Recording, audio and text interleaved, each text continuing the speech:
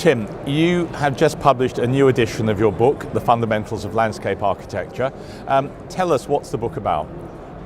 The book, which it just happens to be conveniently laying about here, is a book that is intended for school leavers to discover careers in landscape architecture. It's also for students of landscape architecture in their first couple of years, although I've had master's students who find it useful even at that level of their study.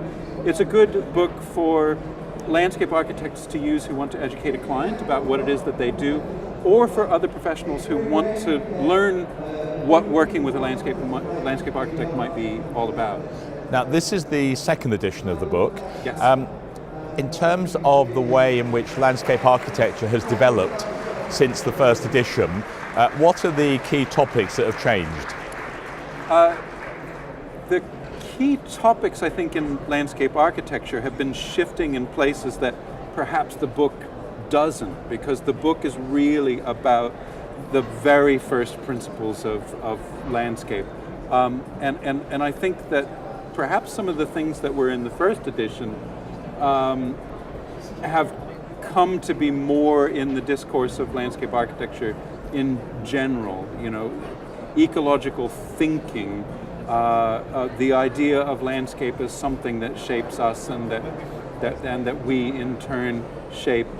All of those ideas, I think, are becoming embedded in landscape architecture, not simply through my work, of course, but that the way that we think about landscape architecture and where it fits in terms of the conversations that we have about sustainability and how we build, all of those kinds of things, I think the book very much tries to build on, and that were discussed in the first edition, but attempts to elaborate them a little bit more now. The book looks at the issue of designing with water. Say a little bit about that approach. Water features in a couple of places in the book because there are chapters that talk about sort of the materials of landscape architecture.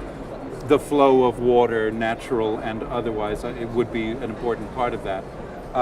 So that's covered in part in chapters on the materials of landscape. But then there's also a chapter that's a case study, a special study that looks at a project from start to finish. And that's a beautiful landscape campus for the Arizona State University that was designed by Ten Eyck landscape architects. And it really uses water as the framework for the whole landscape design. So it's a desert landscape. Water flows in floods, as it tends to do. It falls all at once in the desert, and it flows through the landscape of arroyos. So it's all surface water drainage. There's no massive network of underground pipes and such associated with the project. So very sustainable in a lot of ways. And of course, as you get in the desert, there's a downpour, and then afterwards a flush of wildflowers in the meadows. So the students on the campus get to see these processes at work, which becomes a physical, ecological education and not just sort of book learning. Which is your favorite project in the book? Oh, my favorite project.